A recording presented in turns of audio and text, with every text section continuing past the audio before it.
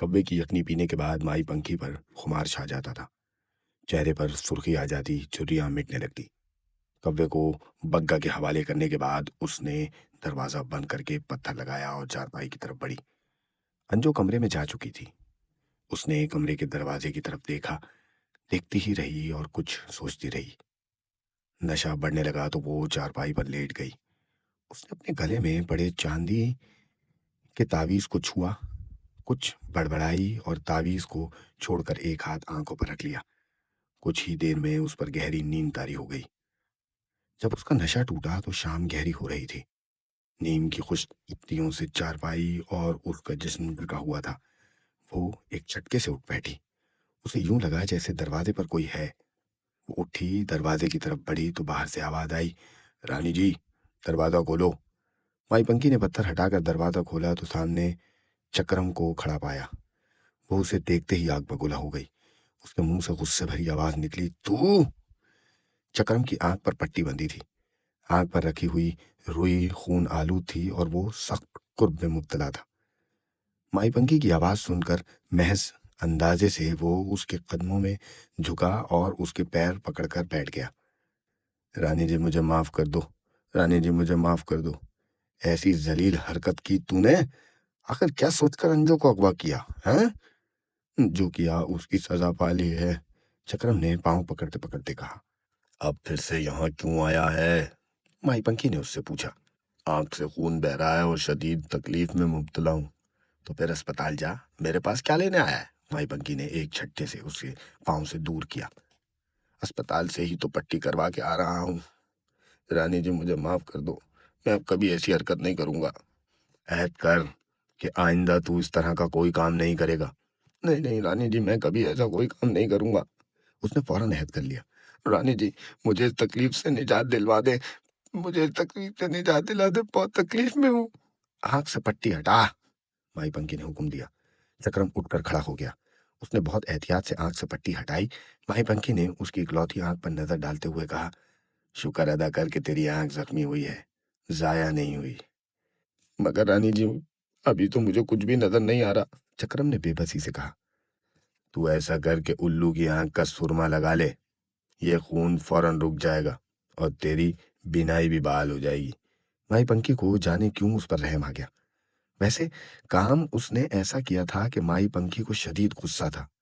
अगर उसकी अंजो को कोई नुकसान पहुंच जाता तो वो कहीं की न रहती।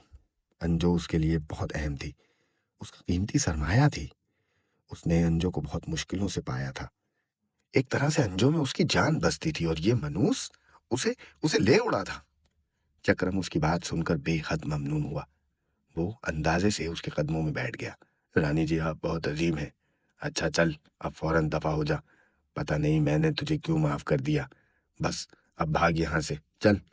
कहीं ऐसा ना हो कि मैं अपना फैसला बदल दूं। अभी माई पंखी ये कह ही रही थी कि अचानक कहीं से अंजो नमूदार हुई। वो अपने अगले दोनों पांव झुकाकर चुस्त लगाने वाली ही थी कि माई पंखी जोर से चीखी, नहीं अंजो। उस वक्त तक अंजू जख्म लगा चुकी थी। अब खुद को रोकना बिल्कुल उसके इख्तियार में नहीं था। अलबत्ता इतना जरूर हुआ कि काले मुंह की सफेद बिल्ली ने इस कार्रवाई से खुद को रोक लिया जो वो करने वाली थी। उसका निशाना चक्रम की खून बहाती आंख थी। वो उस आंख को बाहर निकाल देना चाहती थी। ये काम तो वो चक्रम के घर पे ही अंजाम दे देना चाहती थी, मगर माई पंखी के हुक्म ने उसे ऐसा न करने दिया।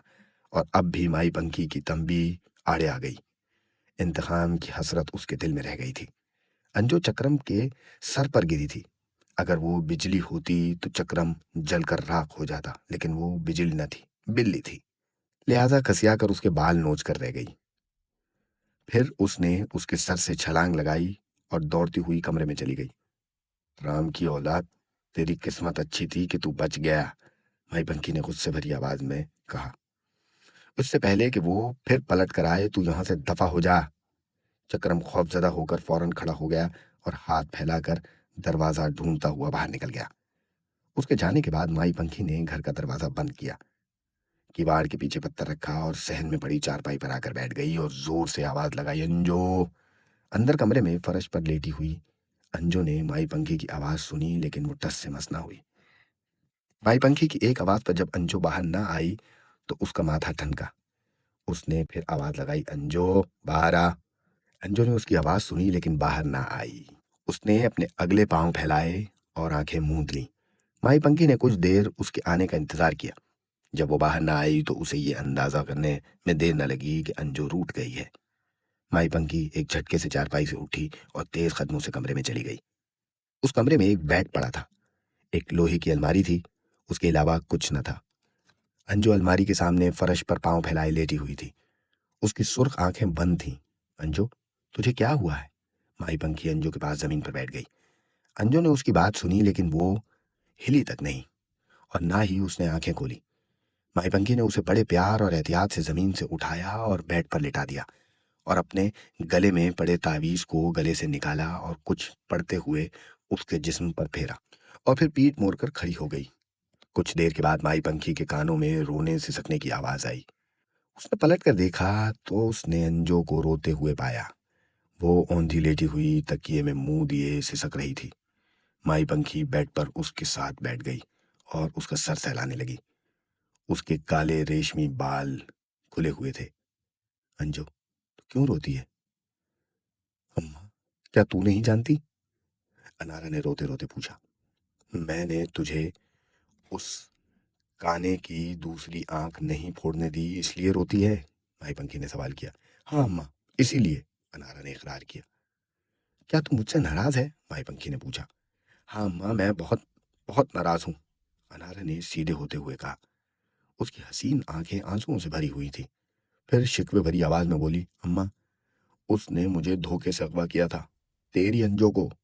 मेरी अंजो, मुझे भी उस पर शदीद गुस्सा है, लेकिन मसला यह है कि मुझे उससे एक बेहद अहम काम लेना है।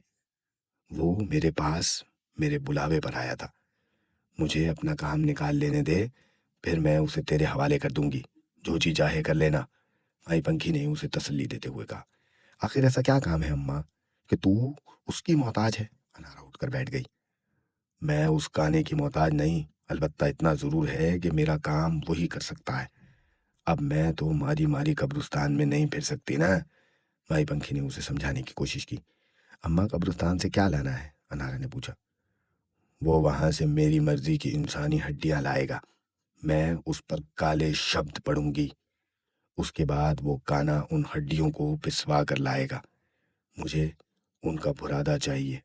माई पंखी ने राज खोला। अम्मा, तू हड्डियों के सुरमे का क्या करेगी? अनारा ने सवाल किया। इस रात से फिलहाल मैं पर्दा नहीं उठा सकती अनारा। माई पंखी बस इतना बोली और उठकर खड़ी हो गई। अम्मा, बैठना, कहाँ जा रही है? अनारा ने कहा। बेशक तू रात से पर्दा ना उठा।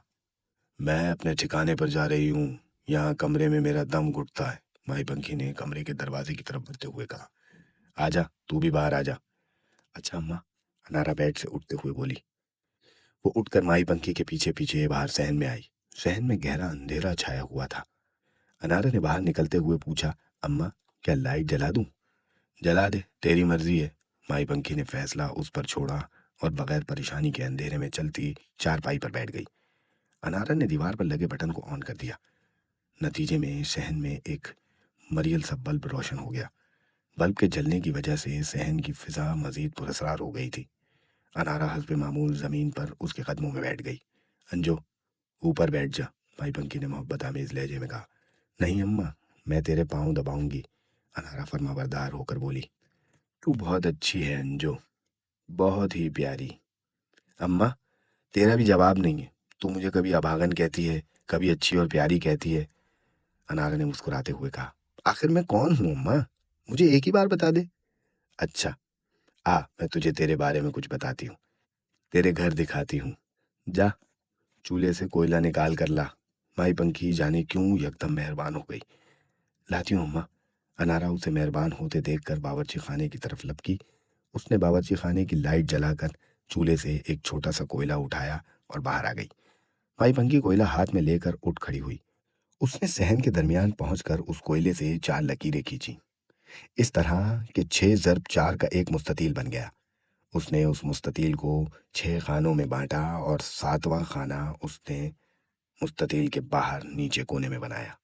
वो 7 खाने बनाने के बाद उसने अनारा की तरफ देखा और बोला, अंजो, तुझे इन 7 घरों में झांकना है? आखिर तू बिल्ली है ना? ठीक है अम्मा, बता मुझे क्या करना है, अनारा बोली। पहले घर में बैठ, देख तुझे क्या नजर आता है। माई पंखी ने उसे पहले खाने में बैठने का इशारा किया और खुद उन सातों खाने के बाहर सातवें खाने के नजदीक आराम से बैठ गई। अनारा तजस्सुस भरे अंदाज में चलती पहले खाने में उकड़ू बैठ गई। माई पंखी ने आवाज लगाई, अरे आराम से बैठ। अनारा उसके हुक्म पर उसी अंदाज में बैठ गई जैसे माई पंखी बैठी थी। माई पंखी ने अपने गले में पड़ा चांदी का खौल और बंद भारी तावीज उतारा, उसे बाएं हाथ की हथेली पर रखकर सख्ती से मुट्ठी बंद कर ली और आंखें मूंद कर बोली, चल अंजो चल। अनारा के जिस्म में अचानक से हरकत हुई। वो खड़ी हो गई। जब उसने एक कदम बढ़ाया तो मंजर यकसर बदल गया। अब यहाँ सहन था, न नीम का दरख्त। सामने माई पंखी थी, न खाने नजर आ रहे थे, लेकिन माई पंखी की आवाज आ रही थी। वो कह रही थी, हाँ अंजो, कहाँ है तू? अंजो ने चारों तरफ नजर दौड़ाई और फिर बोली, मेरे चारों तरफ झोपड़ियां हैं अम्मा, मैं एक झोपड़ी के सामने खड़ी हूँ। चल, तो फिर झोपड़ी के अंदर जा। माई पंखी ने उसे हुक्म दिया। मैं अंदर आ गई हूँ, अंजो ने बताया। अब क्या दिखाई दे रहा है? माई पंखी ने पूछा। झोपड़ी में नीचे फर्श पर एक मर्द और औरत लेटे हैं। ये दोनों बेखबर सो रहे हैं अम्मा। साथ ही एक बच्ची लेटी है, बहुत प्यारी, बहुत सुंदर। अनारा ने जो कुछ भी देखा साफ साफ माई पंखी को बता दिया। बच्ची कितनी बड़ी है? माई पंखी ने सवाल किया।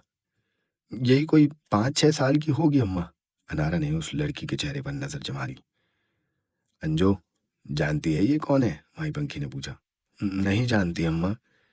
अंजो, ये तू है, ये तेरा पहला घर है, और ये जो तेरे सामने मर्द और औरत लेटे हैं ये तेरे अम्मा अब्बा हैं। तेरा बाप दिलबर जमींदार कायम शाह का खादिमगार है। तेरी माँ पीनू हवेली की मुलाजमा है। पीनू तुझे अपने साथ रखती है। कायम शाह का एक ही बेटा है, बड़ी मन्नतों के बाद जन्म लेने वाला। उसका नाम कामरान है और तेरा नाम रेशमा है। मालिकन असगरी अच्छे दिल की औरत है, गरीबों का ख्याल ख्याल रखने वाली। यही वजह थी कि वो कामरान को तेरे साथ खेलने से मना नहीं करती थी। बचपन में एक साथ खेलने की वजह से तुझ में उसकी दिलचस्पी बढ़ती गई। सन्नी शऊर तक पहुंचते पहुंचते वो तेरा दीवाना हो गया। 15-16 साल की उम्र में तुझ पर जो रूप चढ़ा वो अच्छे अच्छे मर्दों की पारसाई ठिकाने लगाने के लिए काफी था।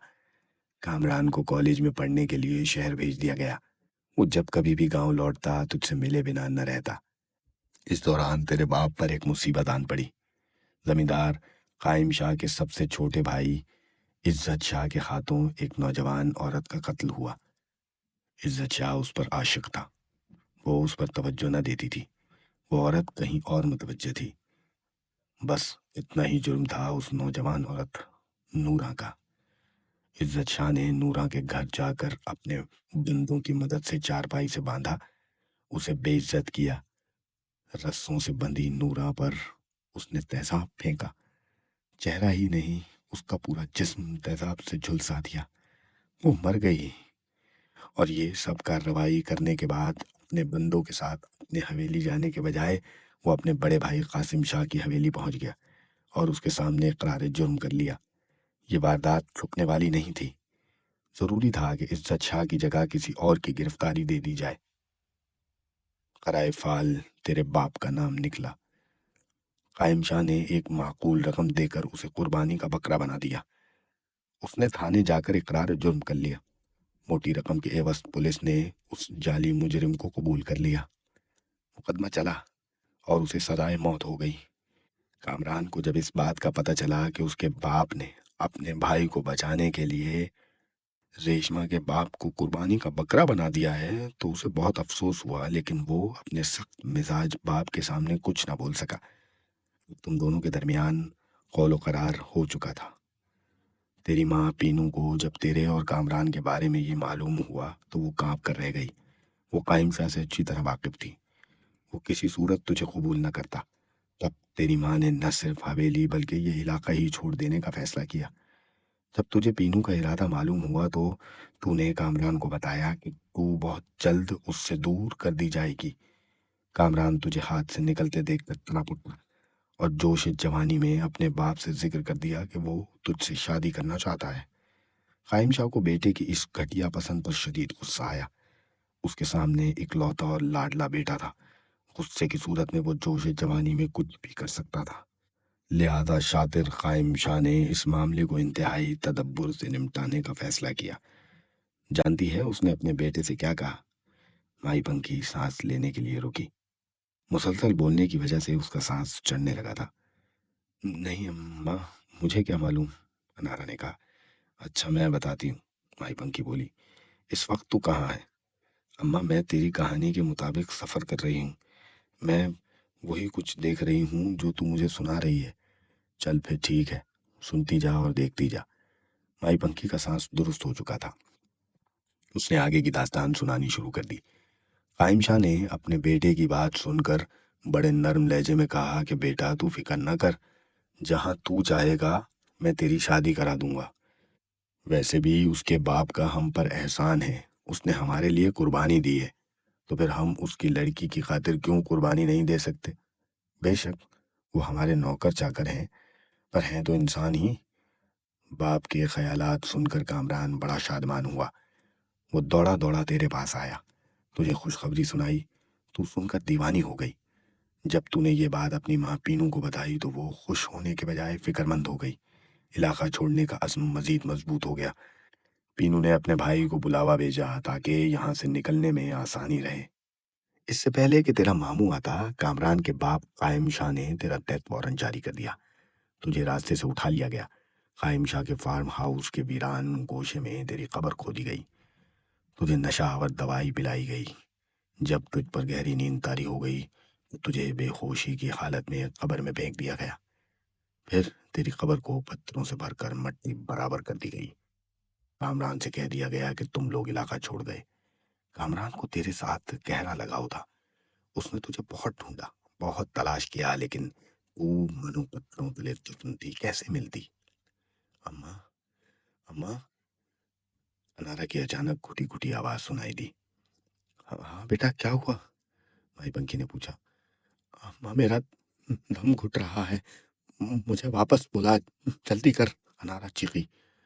बुलाती हूँ बेटा, 1 मिनट रुक जा, माई पंखी ने कहा। फिर उसने तेजी से कुछ पढ़ा। पहले घर की तरफ देखकर फूंक मारी और जोर से बोली, जल्दी, 2 कदम उल्टे पांव चल। अनारा ने बगैर मुड़े 2 कदम पीछे रखे। एकदम उसे झटका सा लगा। जब सर उठाया तो खुद को पहले घर में पाया। माई पंखी ने उसे सामने देखकर चांदी का तावीज अपने गले में डाला। उस पर शदीद किस्म की थकनदारी थी। वो बड़ी मुश्किल से उठी और चारपाई पर लेटी और बोली, अंजो, मैं थक गई हूँ। अम्मा मैं आती हूँ। अनारा पहले घर से निकली। वो अभी मुकम्मल तौर पर होश व हवास में न थी। उसे चक्कर आया। उसने खुद को संभाला और माई पंखी के साथ चारपाई पर बैठ गई और बोली, अम्मा क्या तेरा सर दबा दूं? हाँ अंजो, दबा दे, माई पंखी ने फौरन कहा। बड़ा कठिन होता है ये सफर। अनारा जवाब में कुछ न बोली, खामोशी से उसका सर दबाने लगी। अनारा का सांस अभी मुकम्मल तौर पर बहाल न हुआ था। वो लंबे और गहरे सांस ले रही थी। जब माई पंखी ने उसे कब्र में फेंके जाने और पत्थरों में जिंदा दबाने की रुदात सुनाई तो उसे लगा जैसे वो कब्र में मौजूद है और सांस घुटने की कैफियत से दो चार है। अगर वो माई पंखी को दम घुटने का न बताती तो मुमकिन था कि वो मौत की अजियत से गुजर जाती। लेकिन ये सोचकर कि उसे जिंदा पत्थरों में दबा दिया गया था और वो दबे दबे मौत से हमकिनार हो गई थी, उसका दिल कांप रहा था। फिर उसे कामरान का ख्याल आया। कैसा बांका सजीला नौजवान था, कैसा टूट कर जाता था। जाने उस पर क्या गुजरी होगी, जाने कितने अरसे तक वो उसे तलाश करता रहा होगा। बस अनारा, अचानक माई पंखी ने उसके हाथ पर हाथ रखा। जा, रात गहरी हो गई, अब अंदर चली जा। अच्छा अम्मा, जाती हूँ, अनारा चारपाई से उठते हुए बोली। बत्ती बंद करके जाना। माई पंखी ने दीवार पे लगे बल्ब की तरफ इशारा किया। अनारा ने लाइट बंद की और अंदर कमरे में चली गई। आज अम्मा ने उसे पहला घर दिखाया था। अभी 6 घर और बाकी थे। अम्मा ठीक ही कहती थी कि वो जन्म जली है, अभागन है। आगे क्या होगा इसके लिए आपको और मुझे, हम दोनों को थोड़ा सा इंतजार करना पड़ेगा। क्योंकि हम साथ मिलके इस कहानी को पढ़ रहे हैं तो हमें जुड़े रहना जरूरी है। कल फिर इस वक्त मैं कहानी का अगला हिस्सा आपके सामने लेकर हाजिर हो जाऊंगा। उस हिस्से में हम आबिर के बारे में जानेंगे कि आबिर ने उस ऑफिस में क्या देखा और आगे उसके साथ क्या हुआ। जब तक के लिए आप मेरे चैनल को सब्सक्राइब कीजिए, वीडियो को लाइक कीजिए और अपने दोस्तों के साथ शेयर करना ना भूलिएगा। कमेंट कर कर अपना फीडबैक ज़रूर दिया कीजिए, क्योंकि उससे मेरी हौसला अफजाई होती है। अपनी बहुत सारी दुआओं में मुझे याद रखिएगा। आसपास लोगों से प्यार करते रहिए। अल्लाह हाफिज़।